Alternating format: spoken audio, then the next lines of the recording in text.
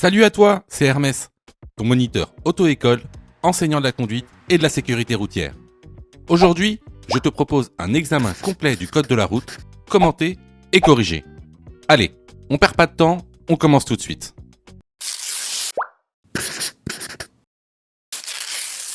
Question numéro 1. Dans cette situation, je klaxonne. Oui, réponse A, non, réponse B. Je m'engage. Oui, réponse C, non, réponse D.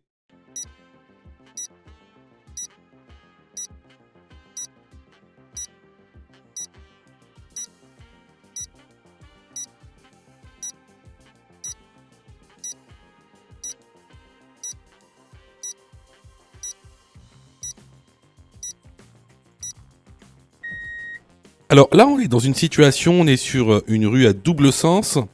Donc on voit une voiture blanche en feu de détresse et derrière une Twingo qui la dépasse. Alors je sais, vous allez me dire, mais la Twingo n'a pas le droit de dépasser la voiture blanche en détresse parce que c'est une rue à double sens et que moi je suis dans l'autre sens et que c'est une situation dangereuse. Oui, c'est vrai, mais c'est des situations qui se passent en situation réelle. Alors ici, qu'est-ce qu'on fait dans cette situation ? Surtout, on ne klaxonne pas. Pourquoi ? Parce qu'on est en agglomération et qu'il est interdit de klaxonner en agglomération sauf danger imminent. Sauf danger imminent. Et ici, c'est pas un danger imminent parce qu'on peut tout simplement s'arrêter, laisser passer la voiture qui dépasse et ensuite reprendre son chemin.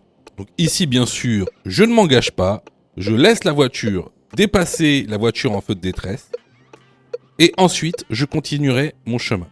Donc, les bonnes réponses ici sont les réponses B et D. Question numéro 2. Cette molette permet de régler la hauteur des feux. Oui, réponse A, non, réponse B. Le réglage dépend du chargement du véhicule. Oui, réponse C, non, réponse D.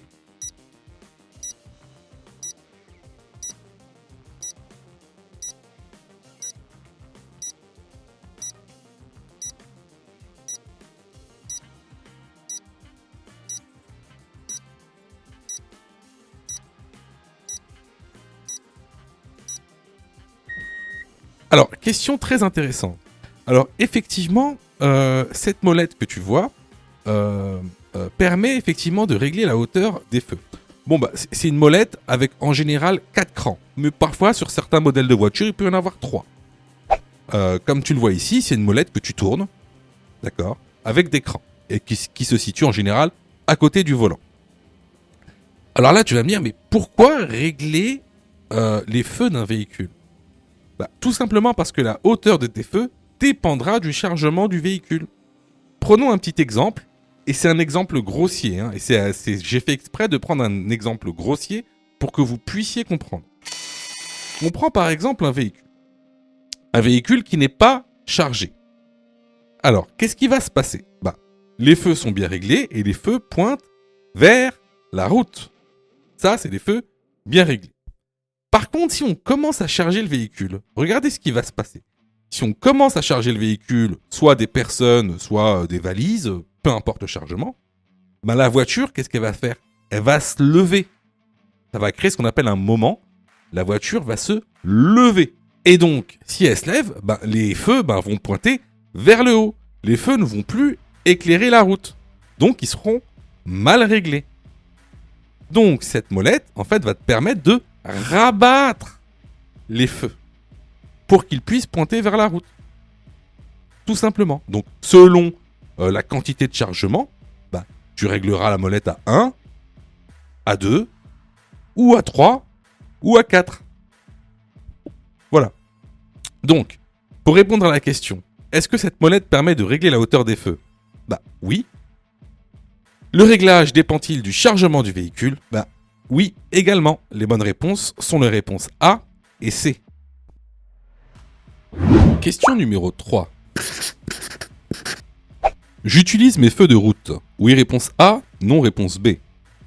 Je fais un appel de phare. Oui, réponse C. Non, réponse D.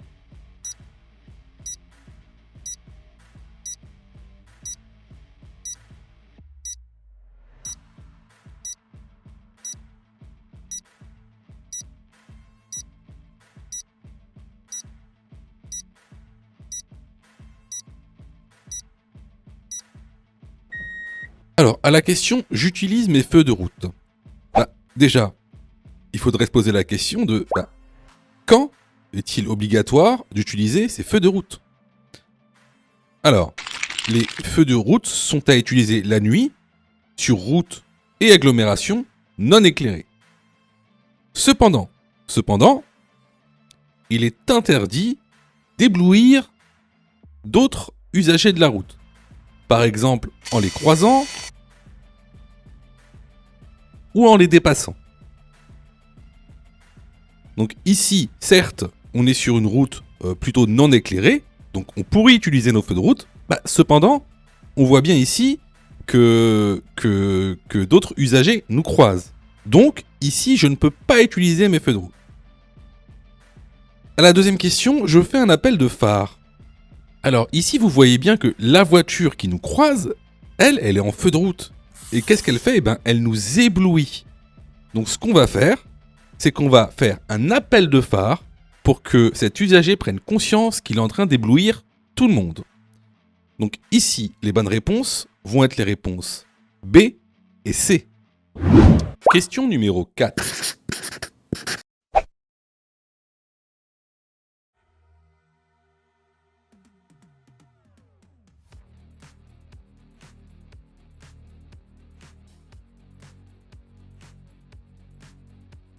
Je reste sur ma voie. Oui, réponse A. Non, réponse B.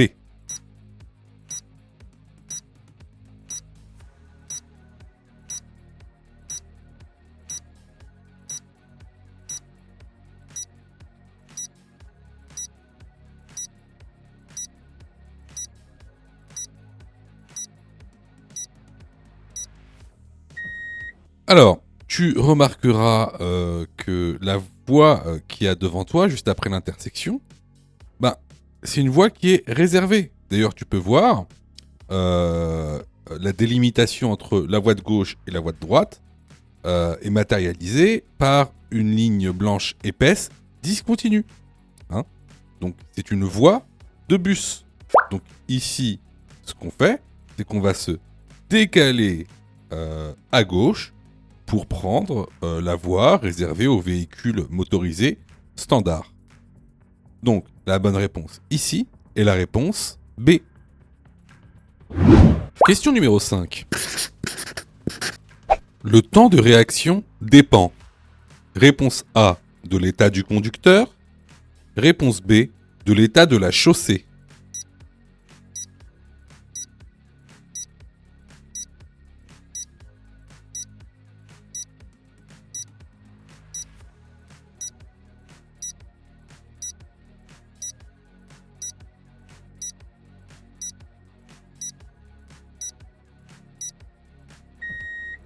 Alors, le temps de réaction va principalement dépendre de l'état du conducteur.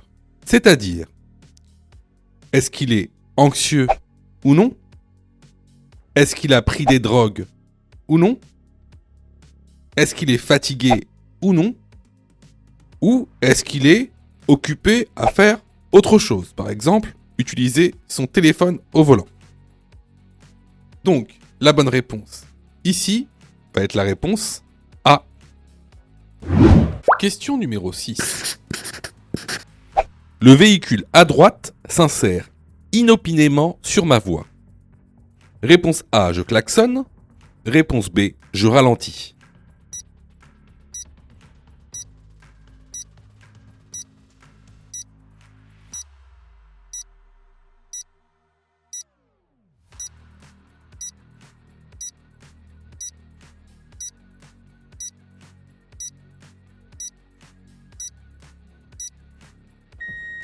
Alors, cette situation est très courante, vous verrez quand vous aurez votre permis de conduire. Donc, des véhicules qui s'insèrent inopinément sur une voie. Dans ce cas-là, klaxonner n'aura aucune utilité. De plus, regardez bien sur la vitre arrière de ce véhicule, on a un A.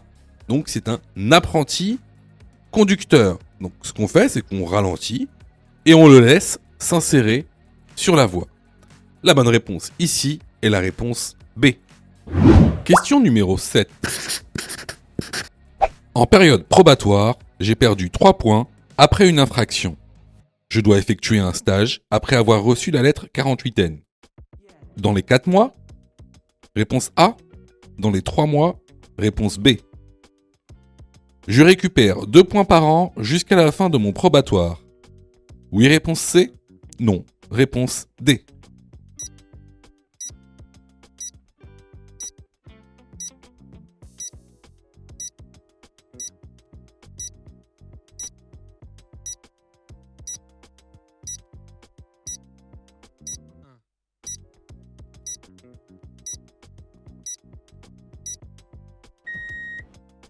Alors, très important pour les personnes en probatoire. Si vous perdez 3 points ou plus, alors vous serez obligé d'effectuer un stage. Alors, ce stage devra être réalisé dans les 4 mois après réception de la lettre 48N. Il faut aussi que tu saches une chose très importante. Si tu as commis une infraction durant ta période probatoire, alors tu ne pourras récupérer aucun point par an. C'est-à-dire que les 2 points ou les 3 points si tu es en conduite accompagnée que tu récupérais tous les ans, eh ben c'est fini. Tu ne les récupères plus. Donc ici, les bonnes réponses sont les réponses A et D. Question numéro 8. Je dois dégivrer les vitres de mon véhicule avant de prendre la route. Oui, réponse A. Non, réponse B.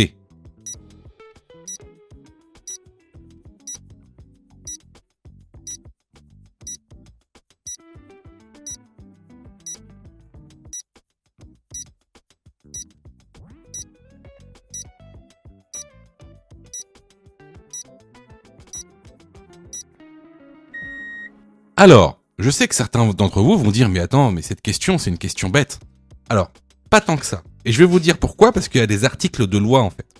Alors, il faut savoir que le pare-brise est un élément de sécurité, d'accord? Ce pare-brise doit être propre tout le temps. Il doit être visible, en fait.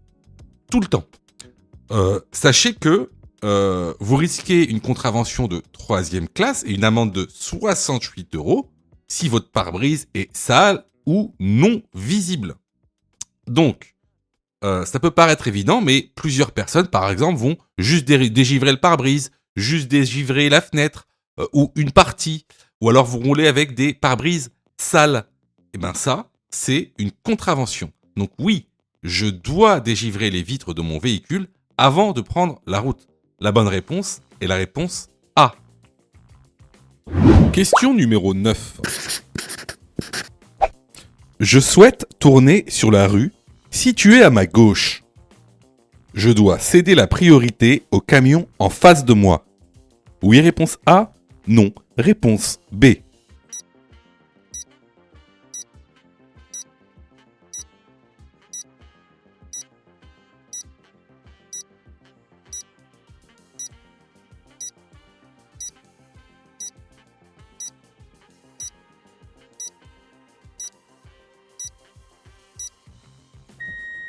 Alors, si tu vois bien ici, on a un camion qui vient en sens inverse, donc en face de moi, et moi je veux tourner à gauche.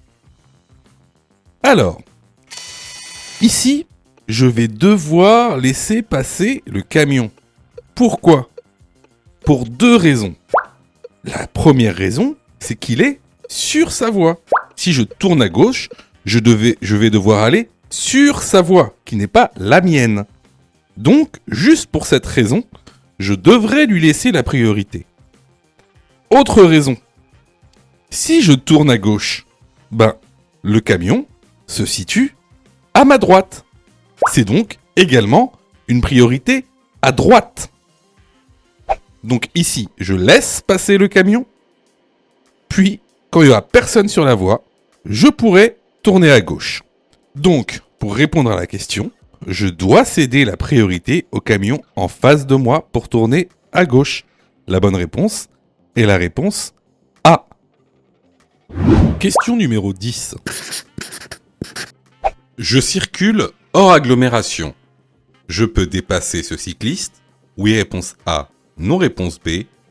Si je le dépasse, je dois laisser un intervalle de sécurité de réponse C, 1,50 m, Réponse D, 1 mètre.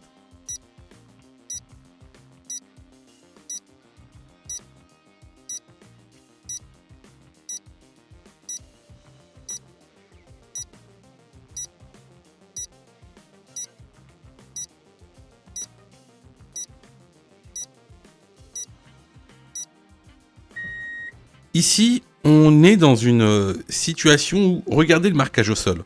On a une ligne blanche, d'accord, avec, dans notre voie, des lignes discontinues. Ça veut dire que le dépassement, il est autorisé. Mais il est autorisé pour des véhicules. Même pour des véhicules. Donc s'il est autorisé pour des véhicules, c'est qu'il est aussi autorisé pour des vélos. De toute façon, même s'il n'y avait pas eu de ligne blanche pointillée, et juste la ligne blanche, tu aurais eu le droit de dépasser le vélo. Donc ici, on peut dépasser le cycliste. Si je le dépasse, qu'est-ce que je dois faire ? Je dois laisser un intervalle de sécurité. Alors, lorsqu'on est hors agglomération, je dois laisser un intervalle de sécurité de 1,50 m. Donc ici, les bonnes réponses vont être les réponses A et C. Question numéro 11. En traversant cette intersection, réponse A, je contrôle à gauche puis à droite. Réponse B, je contrôle à droite puis à gauche.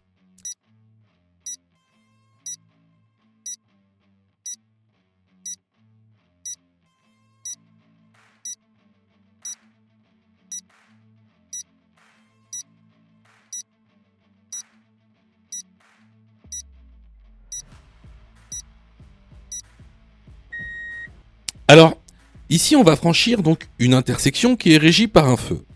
Pour nous, le feu est vert.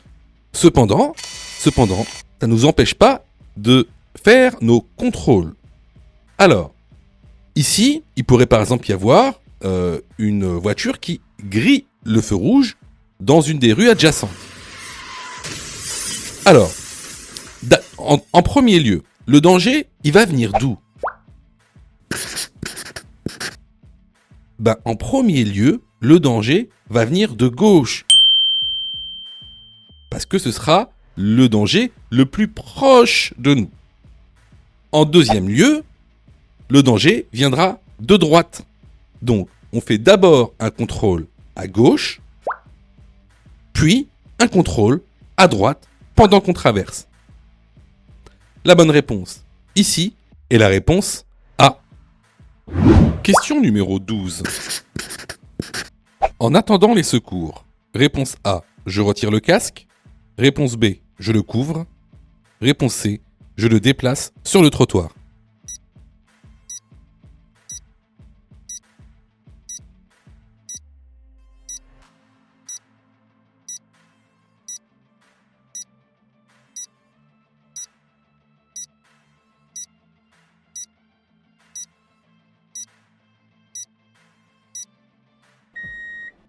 Alors, à savoir, ne jamais retirer le casque d'un motard qui vient d'être accidenté.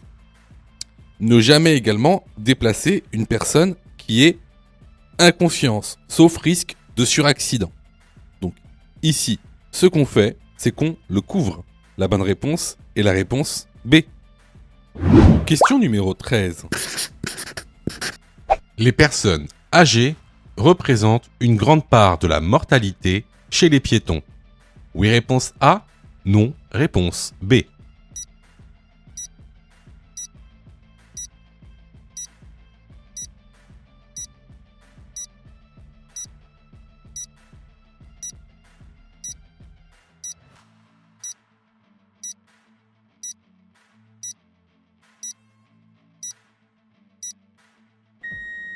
Alors, afin de répondre à cette question, je vous ai mis directement le schéma que vous pouvez retrouver dans le bilan annuel de l'Observatoire national interministériel de la sécurité routière. Donc, comme vous pouvez le voir ici, les plus de 65 ans sont les plus concernés par la mortalité chez les piétons. Donc ça, ce sont les chiffres officiels. Donc, pour répondre à cette question, donc les personnes âgées représentent bien une grande part de la mortalité chez les piétons. La bonne réponse est la réponse A. Question numéro 14. Les véhicules à gauche sont garés. Réponse A, en bataille. Réponse B, en créneau. Réponse C, en épi.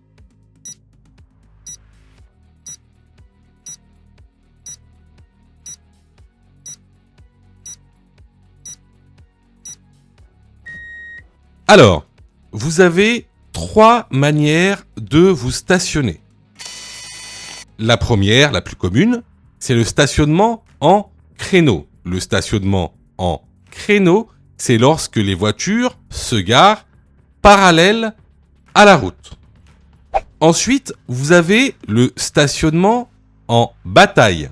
Le stationnement en bataille, c'est lorsque les véhicules se stationnent perpendiculairement à la route. Et enfin, vous avez le stationnement en épi, c'est lorsque les véhicules se stationnent en biais par rapport à la route. Dans cette situation, comme vous le voyez, à gauche, les voitures sont stationnées perpendiculairement à la route. On est donc dans un stationnement en bataille sur les véhicules qui sont garés à gauche. La bonne réponse ici est la réponse A. Sais-tu que Mon Code de la route est aussi une plateforme pédagogique qui te permet de passer ton examen du code à partir de seulement 9,90 €. Et on a même conçu, spécialement pour toi, un programme qui te permet d'obtenir ton code en un temps record. C'est le programme Mon Code en 10 jours. Avec un calendrier de révision personnalisé, un contenu pédagogique par thème conforme à la nouvelle réforme, des nombreux tests d'examen blanc issus de l'examen officiel, accessible sur smartphone, tablette et PC durant 1 an et en accès illimité. Et surtout, cette formation est 100% remboursée en cas d'échec à l'examen. Alors, si tu souhaites obtenir ton code du premier coup sans te ruiner et sans risque, rejoins notre programme en cliquant sur le lien en description de la vidéo. Pour ça, tu as juste à cliquer sur le lien en description et à choisir ta formule. Question numéro 15.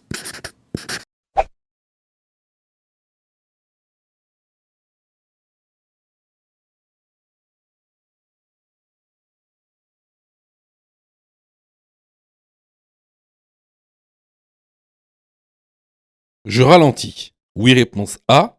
Non, réponse B.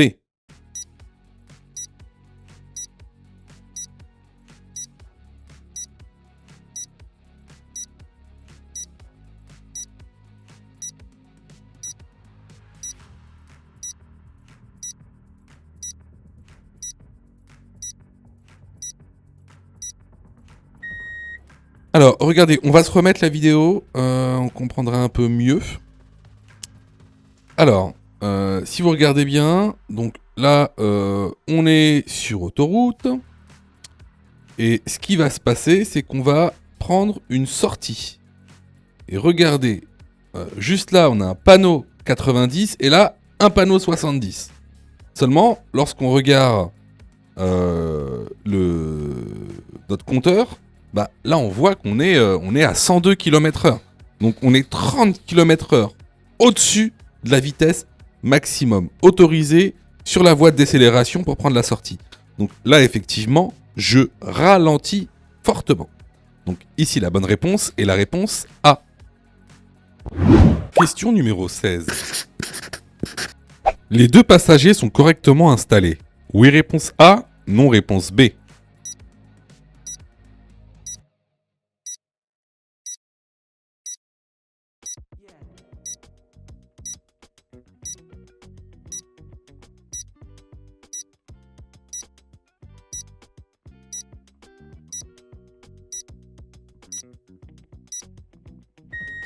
Bah, ici, bien sûr qu'ils sont très mal installés. Un passager l'un sur l'autre, c'est totalement interdit. C'est un siège par personne, une ceinture par personne. La bonne réponse ici est la réponse B. Question numéro 17. Je peux stationner à droite, derrière la ligne blanche. Oui, réponse A. Non, réponse B.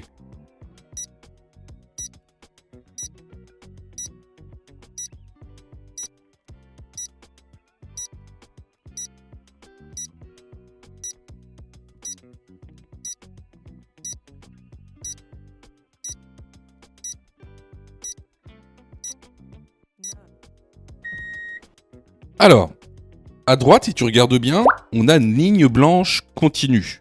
Donc, qui dit ligne blanche continue, dit qu'on n'a pas le droit de la franchir. On n'a pas le droit de la franchir, donc encore moins se stationner ou s'arrêter derrière. Donc, la bonne réponse ici est la réponse B. Je vois que tu es super motivé pour avoir ton code. Alors, soutiens la chaîne en t'abonnant et surtout en activant les notifications afin d'être prévenu des dernières vidéos mises en ligne.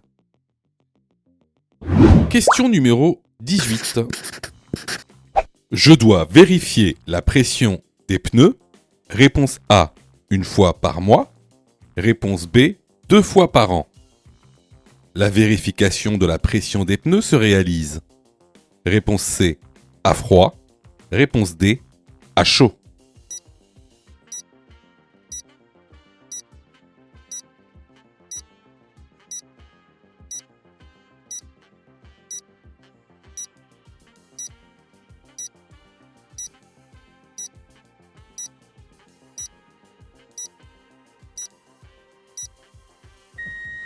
Alors, la vérification de la pression des pneus s'effectue toujours à froid et s'effectue une fois par mois.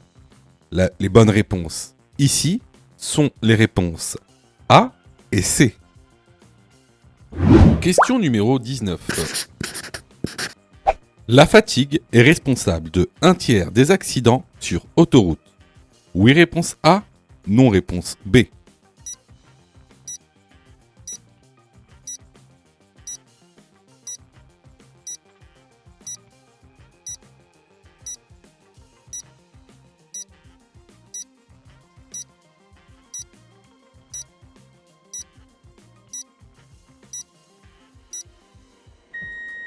Alors effectivement, comme le montre ce document que vous retrouverez dans l'information, la fatigue est bien responsable de 1/3 des accidents sur autoroute. La bonne réponse ici est la réponse A.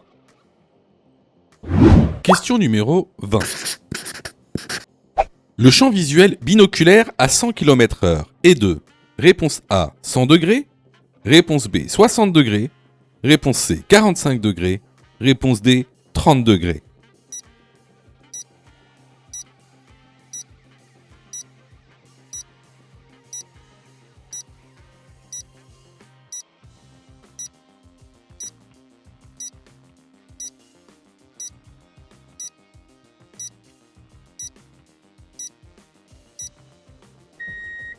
Alors, tout d'abord, c'est quoi le champ visuel? Alors, le champ visuel, c'est la portion de l'espace que vous pouvez voir. Alors, il existe le champ visuel binoculaire, c'est ce que vous pouvez voir avec vos deux yeux, et le champ visuel monoculaire, c'est ce que vous pouvez voir avec qu'un seul œil.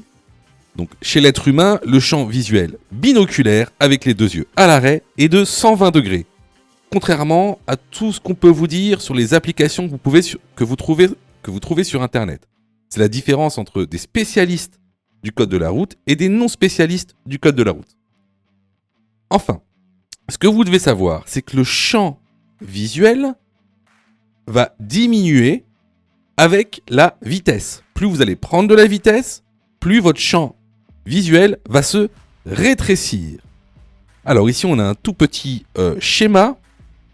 Donc ici vous voyez que à 40 km/h, on a un champ visuel binoculaire de 100 degrés. À 70 km/h, on a un champ visuel binoculaire de 75 degrés. À 100 km/h, on a un champ visuel binoculaire de 45 degrés. Et à 130 km/h, un champ visuel binoculaire de 30 degrés. Donc ça, c'est des choses à savoir. C'est des questions qui tombent souvent dans le code de la route Nouvelle Réforme. Donc ici, la bonne réponse est la réponse C. Question numéro 21. Je peux rouler avec les feux A, B, C ou D.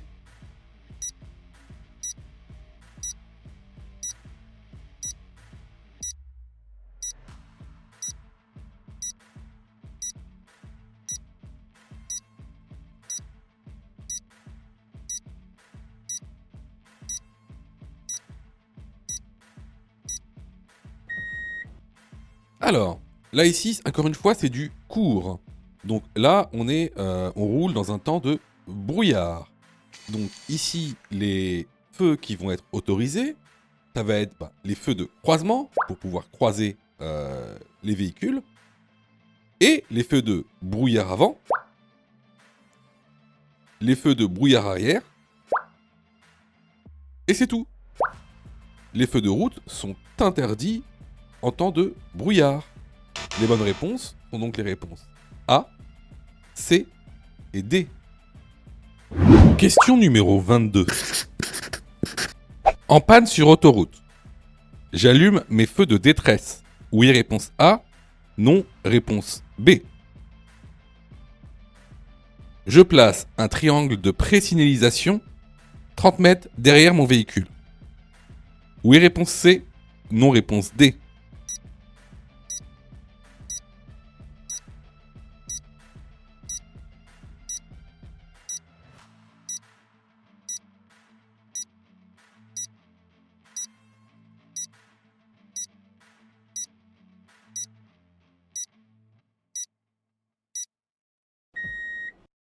Alors, lorsqu'on est bien sûr en panne sur autoroute, il faudra se mettre sur la bande d'arrêt d'urgence. C'est très très très très rare de ne pas pouvoir s'y mettre quand on tombe en panne. Bien sûr, il faudra allumer ses feux de détresse. Par contre, le triangle de présignalisation est interdit sur autoroute. C'est trop dangereux. Sur autoroute, on n'a pas le droit, un piéton n'a pas le droit de marcher sur l'autoroute. Donc il n'a pas le droit de mettre un triangle de présignalisation. Donc ici, les bonnes réponses vont être les réponses A et D. Question numéro 23. Avant un départ, j'évite. Réponse A, de préparer mon itinéraire. Réponse B, de circuler entre 2h et 5h du matin.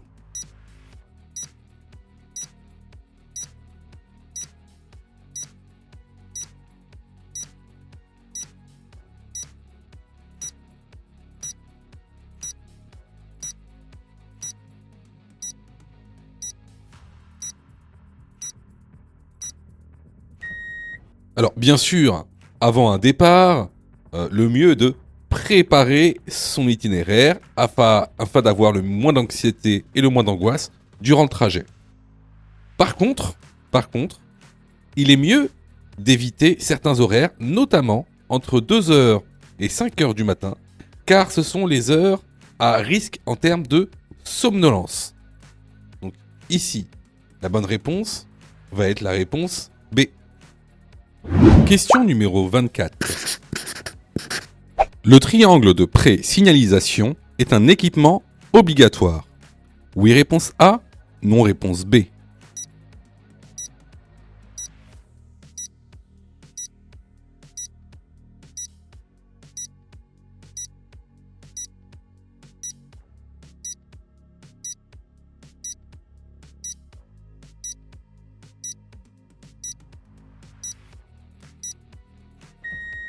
Alors, j'aime beaucoup cette question parce que...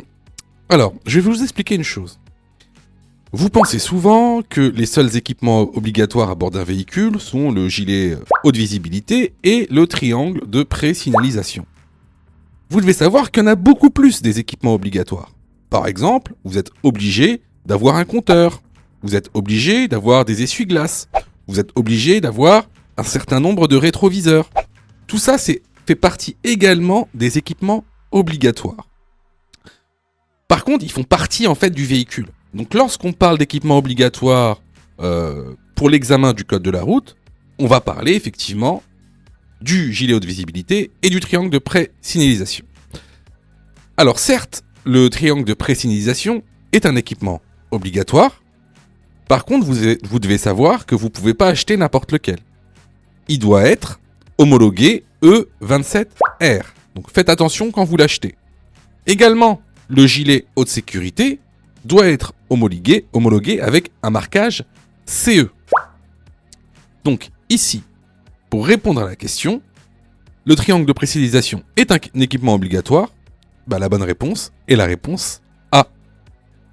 Les vidéos sont totalement gratuites, donc abonne-toi pour aider la chaîne Et surtout, active les notifications pour être prévenu des dernières vidéos et avoir ton code beaucoup plus rapidement. Question numéro 25. Je peux dépasser ce véhicule lent. Oui, réponse A. Non, réponse B.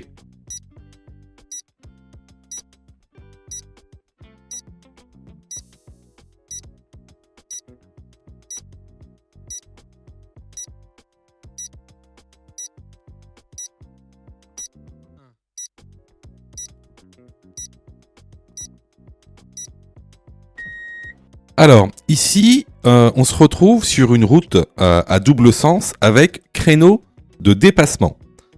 À notre droite, devant nous, on a un tracteur qui est donc automatiquement considéré comme véhicule lent, c'est-à-dire un véhicule qui ne dépasse pas les 60 km/h.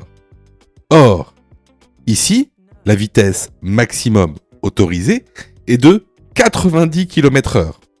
Il y a donc 30 km/h de différence entre moi et le tracteur. Donc ici, effectivement, la voie de gauche dans laquelle je suis est prévue pour le dépassement. Je peux donc dépasser ce véhicule lent. La bonne réponse ici est la réponse A.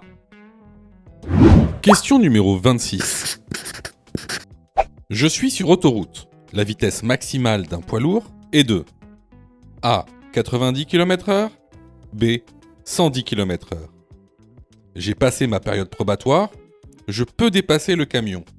Oui, réponse C. Non, réponse D.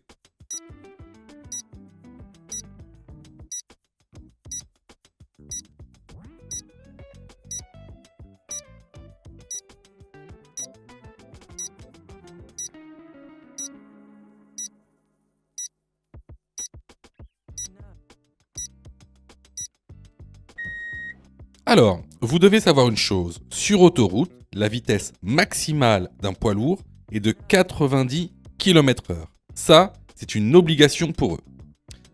Ensuite, deuxième question. J'ai passé ma période probatoire, je peux dépasser le camion. Alors, ici, on roule sur autoroute. N'oubliez pas ce document que vous pouvez retrouver dans la formation qui indique toutes les vitesses maximales selon les types de routes. Donc, je suis sur autoroute et en plus, j'ai passé ma période probatoire. Donc, la vitesse maximale autorisée est de 130 km/h. Le camion roule à 90 et moi, regardez, je roule à 122 km/h. Donc, effectivement, ici, je peux dépasser le camion. Les bonnes réponses sont les réponses A et C. Question numéro 27.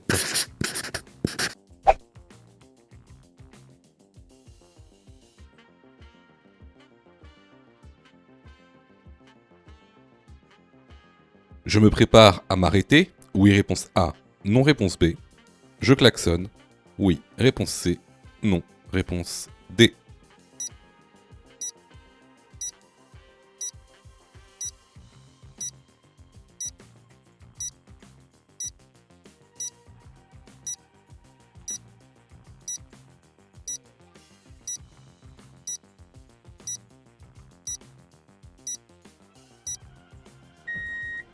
Alors, ici, on voit que on a un piéton, en l'occurrence une piétonne, qui va vers le passage piéton.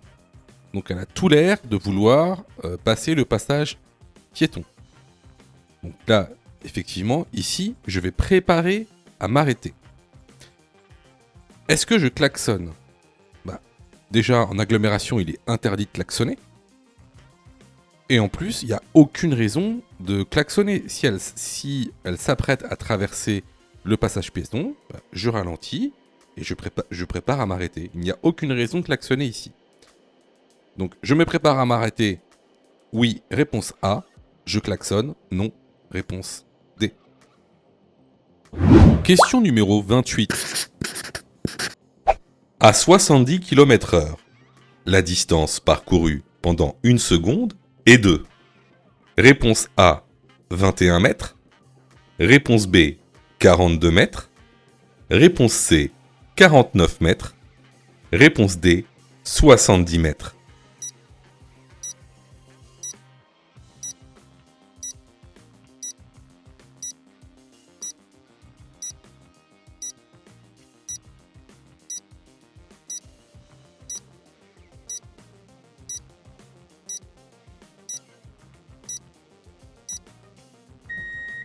Alors, pour savoir comment on calcule la distance parcourue pendant une seconde, c'est très simple. Tu prends déjà la vitesse, ici 70 km/h. Tu prends le chiffre des dizaines, donc ici le chiffre des dizaines, c'est 7. Et ce chiffre, tu le multiplies par 3, ce qui donne 21. Donc, la distance parcourue pendant une seconde est de 21 mètres. Alors là, sûrement que tu vas me dire, mais attends, mais pourquoi est-ce qu'on nous demande de calculer la distance parcourue pendant une seconde ? Nous, on veut juste avoir notre permis, on n'est pas des physiciens, on n'est pas des mathématiciens, ça nous sert à rien en fait. On n'est pas à un contrôle de physique. Eh ben non. Parce que pourquoi on vous pose cette question ? C'est parce que c'est une question de cours. Regardez. C'est quoi la distance parcourue pendant le temps de réaction ? Bah, c'est la distance parcourue pendant une seconde. Parce que le temps de réaction, c'est combien ? Bah, c'est une seconde. Donc, calculer la distance parcourue pendant une seconde, ça équivaut à calculer la distance parcourue pendant le temps de réaction. C'est exactement la même chose. Et c'est pour ça qu'on vous pose cette question. C'est pas par hasard, ça vient pas de nulle part. Là, on vous a demandé de calculer la distance parcourue pendant le temps de réaction. Tout simplement. Donc, ici, pour répondre à la question, la bonne réponse est la réponse A. Alors, vous voyez, il y a beaucoup de gens, en fait, je sais, je sais que vous êtes trompés. Enfin, beaucoup d'entre vous se sont trompés. Je sais que vous passez beaucoup de temps à réviser votre code. Je le sais. Sûrement que même vous avez une application gratuite. Mais vous savez, les applications gratuites, si c'est gratuit, ne pensez pas que vous allez avoir de la qualité. D'accord ? Ne pensez pas ça. C'est pas pour rien qu'il y a 40% de taux d'échec. Quasiment la moitié des gens qui regardent cette vidéo vont rater leur code. Pas parce qu'ils n'ont pas travaillé, pas parce qu'ils sont nuls, parce que vous avez été mal formés. C'est pour ça que nous, on vous propose donc une plateforme de formation 100% dédiée au code de la route, réalisée par des professionnels, avec une méthodologie adéquate qui vous permettra d'avoir votre code de la route rapidement. En plus de ça, vraiment ça coûte pas cher. Vous pouvez commencer à vous former pour 9,90 €. Ça, c'est la formule la plus basse. Sinon, vous pouvez même choisir la formule Mon code en 10 jours. Et avec cette formule, vous êtes 100% remboursé si vous ratez votre code. Simplement en envoyant la preuve de votre échec. Donc voilà, moi un petit conseil que je vous donne, surtout si vous êtes trompé à cette question, allez dans la plateforme, formez-vous correctement, vous allez voir, ça va bien se passer. Pour ça, tu as juste à cliquer sur le lien en description et à choisir ta formule. Question numéro 29. L'autopartage permet de limiter les embouteillages, oui réponse A, non réponse B, de limiter les émissions de CO2, oui réponse C, non réponse D.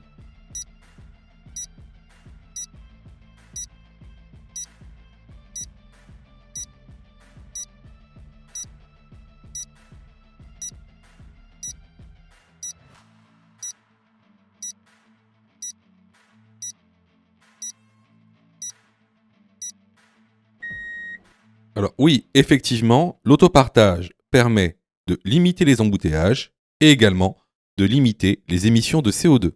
Les bonnes réponses ici sont les réponses A et C. Question numéro 30. L'ESP permet de maintenir sa trajectoire en cas d'évitement d'un obstacle. Oui, réponse A, non, réponse B. D'éviter les accidents. Oui, réponse C, non, réponse D.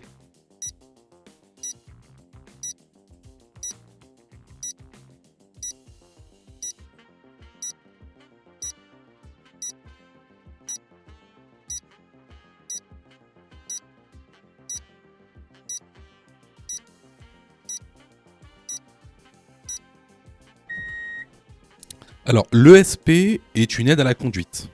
C'est l'acronyme de Electric Stability Program.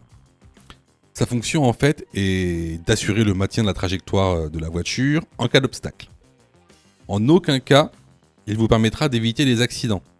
Alors j'ai mis une petite vidéo avec l'évitement d'un obstacle avec ESP et sans ESP. Donc en dessous, l'ESP est activé, au-dessus, l'ESP n'est pas activé. On peut voir que en dessous, la voiture est beaucoup plus stable.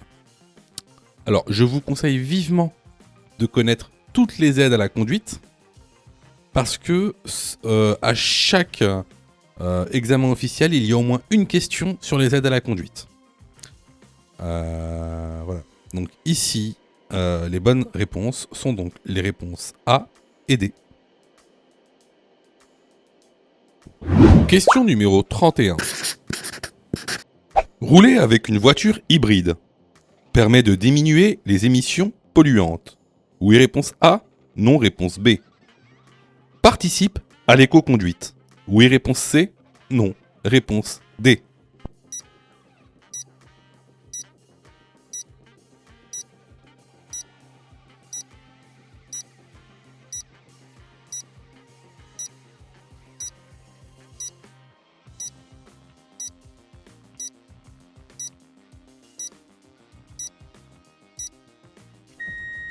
Alors, rouler avec une voiture hybride, effectivement, va diminuer les émissions polluantes, les gaz à effet de serre, notamment. Est-ce que ça participe à l'éco-conduite ? Eh bien, non.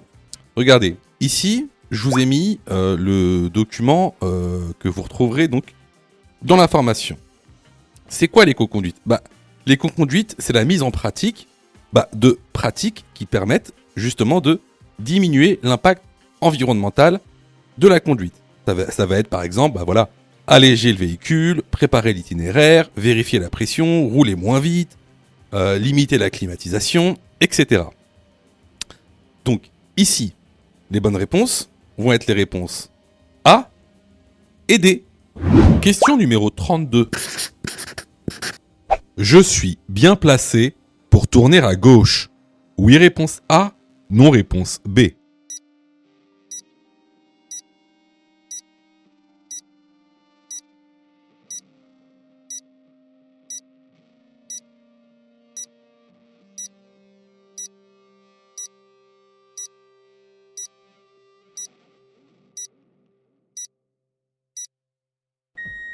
Alors ici, comme tu peux le voir, on est sur la voie de gauche, avec en plus de ça, un marquage au sol qui indique une flèche vers la gauche, qui nous indique donc que on est sur la voie pour tourner à gauche. Je suis donc bien placé pour tourner à gauche. La bonne réponse ici est la réponse A.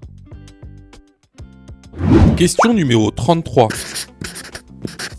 Dans cette situation, je peux circuler A en feu de route, B en feu de croisement, C en feu de position.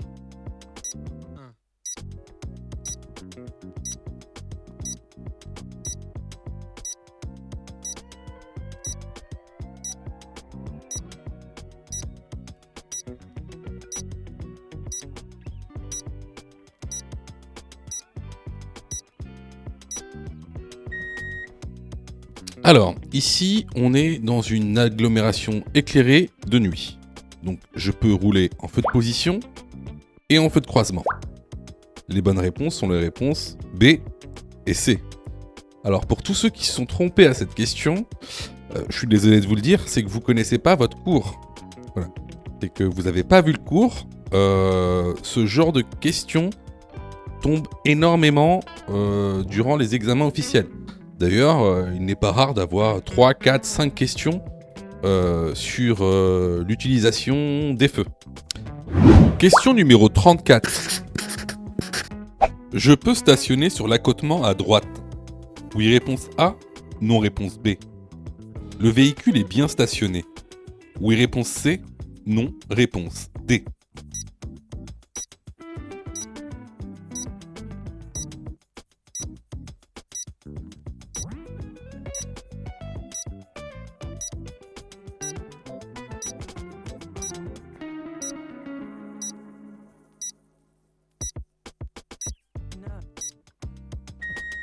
Alors ici, tu remarqueras qu'à notre droite, on a des lignes de rive discontinues. Donc, il est autorisé de stationner et de s'arrêter sur l'accotement à droite. Concernant le véhicule qui y est stationné, justement. Alors là, vous remarquerez une chose. Vous remarquerez que il est stationné juste devant une intersection. Or, c'est ce qu'on appelle un stationnement dangereux. Donc ça, c'est 135 € d'amende, 3 points en moins, immobilisation et même suspension. Donc ici, est-ce que je peux stationner? La bonne réponse est la réponse A. Est-ce que le véhicule est bien stationné? La bonne réponse est la réponse D. Question numéro 35. Privilégier les déplacements écologiques permet de réduire la pollution? Oui, réponse A. Non, réponse B. De réduire les nuisances sonores? Oui, réponse C. Non, réponse D.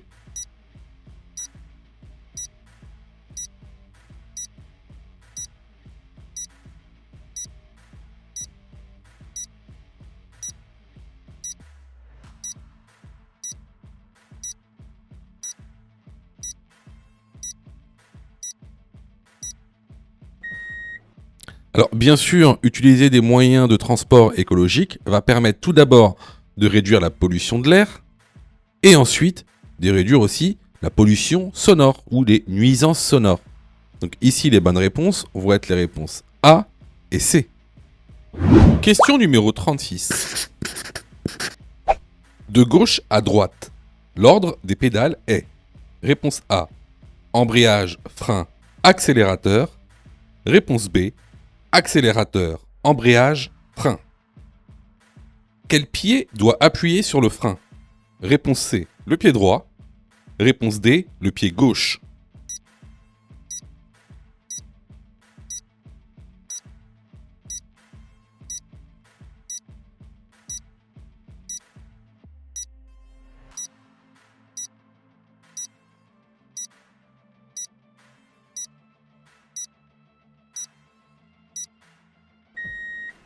Alors, de gauche à droite, on a tout d'abord, tout à gauche, l'embrayage. Ensuite, au milieu, on a le frein. Et à droite, on a l'accélérateur. Quel pied doit appuyer sur le frein? C'est le pied droit qui doit appuyer sur le frein. Les bonnes réponses ici sont les réponses A et C. Si tu aimes le contenu, alors prends quelques secondes pour liker la vidéo. C'est très important. Cela nous permet d'être mieux référencés et donc de te présenter encore plus de vidéos pour que tu puisses obtenir ton code le plus rapidement possible. Question numéro 37. Le panneau de danger est: réponse A, permanent. Réponse B, temporaire. Le panneau d'interdiction est: réponse C, permanent. Réponse D, temporaire.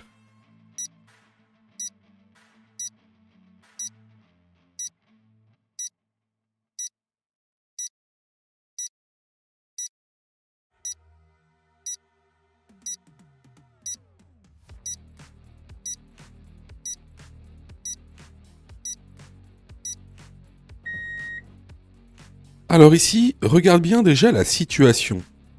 Au loin, on a des travaux. On a des machines de travaux, des panneaux de déviation. On a des travaux.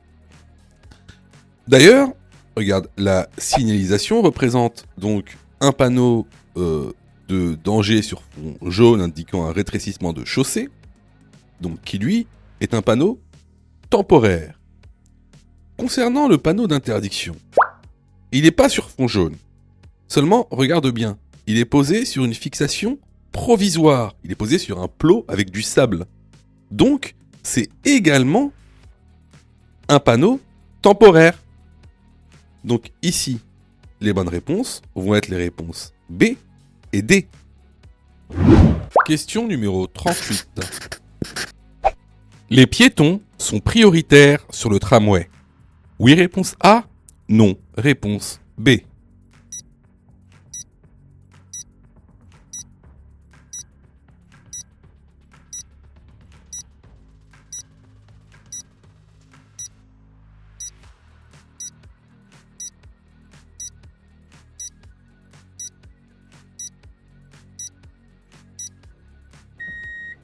Alors, vous devez savoir que le tramway est toujours prioritaire sur tous les usagers de la route, piétons compris. C'est normal, la distance d'arrêt d'un tramway est très grande. Donc ici, la bonne réponse est la réponse B. Alors là, c'était vraiment une question de cours qu'on voit régulièrement dans l'information. Donc, si vous avez eu faux à cette question, vraiment, je vous incite vraiment à vous former, hein, que ce soit chez nous ou ailleurs. Alors, je reçois plusieurs messages de votre part, d'ailleurs, je vous en remercie. Alors, vous me posez souvent deux questions. Alors, la première, c'est quand est-ce que je suis prêt pour passer mon code? Et la deuxième, c'est est-ce que je dois suivre la formation? Alors, tout d'abord, on va répondre à la première question. Quand est-ce que tu es prêt pour passer ton code? C'est très simple. Si tu fais moins de 5 fautes sur les 5 dernières séries d'examens blancs que tu as fait, alors tu es prêt à passer le code de la route. Donc attention, hein, ça veut dire qu'il faut que sur les 5 dernières séries que tu as faites, de manière consécutive, il n'y a pas une seule série où tu as fait plus de 5 fautes. Donc si tu as fait plus de 5 fautes à une seule série, il faut que tu continues à faire des examens blancs. La deuxième question. Est-ce que il serait mieux pour moi de prendre une formation? Alors, là, c'est pareil. Si tu fais 8 fautes ou plus sur les 5 dernières séries d'examens blancs que tu as faites, alors, il est vivement conseillé de te former. Ça veut tout simplement dire que il te manque certaines notions essentielles. Ça veut pas dire que tu connais pas ton cours, ça veut dire qu'il te manque des notions essentielles pour pouvoir progresser. Et clairement, c'est pas en faisant des examens blancs que tu vas progresser, tu vas même plutôt stagner. Voilà. Donc si tu as fait 8 fautes ou plus sur l'une des 5 dernières séries que tu as faites, je te conseille vivement de te former. Surtout que on a mis en place donc une plateforme pédagogique qui répond vraiment à tous vos besoins. On a fait en sorte que tout le monde puisse se former au code de la route. Vous avez la formule standard, par exemple, qui est à 19,90 € par an. Donc vous payez une fois 19,90 € et vous avez le droit à toute la plateforme pendant un an en illimité, avec tous les cours, tous les 10 thèmes, plus de 1200 questions issues de l'examen officiel, commentées et corrigées. Vous avez pour ceux par exemple qui veulent passer leur code rapidement, la formule à mon code en 10 jours, pour passer son code en 10 jours, qui est à 39,90 € par an, en illimité. Et en plus, si vous ratez votre code, eh ben vous êtes 100% remboursé, seulement en envoyant votre preuve d'échec. Sinon, pour ceux qui le souhaitent, vous avez la plus petite formule, la formule basique, qui est à 9,90 € par semaine. Celle-ci, c'est une formule qui est hebdomadaire, qui en général est réservée à ceux qui ont déjà passé leur code et qui ont échoué. C'est une sorte de remise à niveau. Donc, vraiment, il y en a pour tous les besoins et il y en a aussi pour tous les prix. Et c'est vraiment pas cher. Ce serait bête de rater son code alors que vous auriez pu vous former pour 9,90 €. Pour ça, tu as juste à cliquer sur le lien en description et à choisir ta formule. Question numéro 39. Mon téléphone sonne alors que je suis au volant. Je regarde qui m'appelle. Oui, réponse A. Non, réponse B. Cela peut diminuer ma vigilance. Oui, réponse C. Non, réponse D.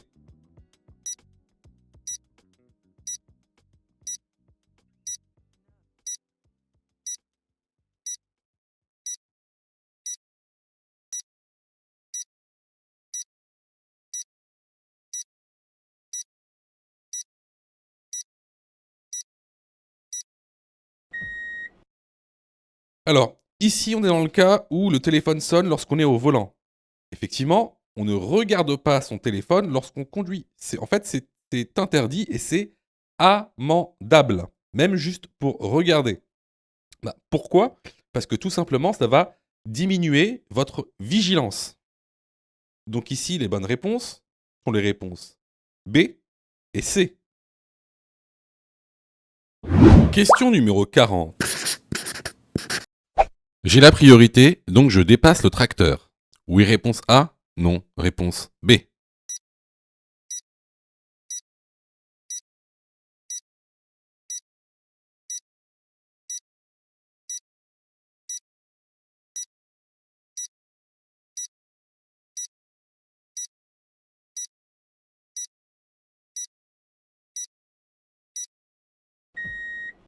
Alors ici, effectivement, on a un panneau qui nous indique qu'on a la priorité à la prochaine intersection.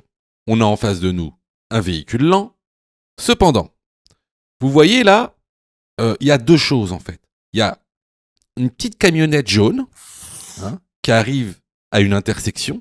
Et comment on sait que c'est une intersection? Il y a une balise. Vous voyez la balise blanche avec le trait rouge? Ça, c'est une balise d'intersection. Donc ici, vu qu'on a une intersection, on va pas dépasser le tracteur. On dépassera le tracteur après l'intersection. Donc ici, j'ai la priorité, donc je peux dépasser le tracteur. Non, la bonne réponse est la réponse B. Si tu as fait 8 fautes ou plus, ne panique pas. Rejoins-nous sur notre plateforme pédagogique en ligne en cliquant sur le lien en description de la vidéo. Tu pourras alors choisir la formule qui te convient. N'oublie pas de liker la vidéo et de t'abonner pour recevoir toutes les dernières notifications. Tu peux aussi continuer à t'entraîner en cliquant sur l'une des vidéos qui s'affichent.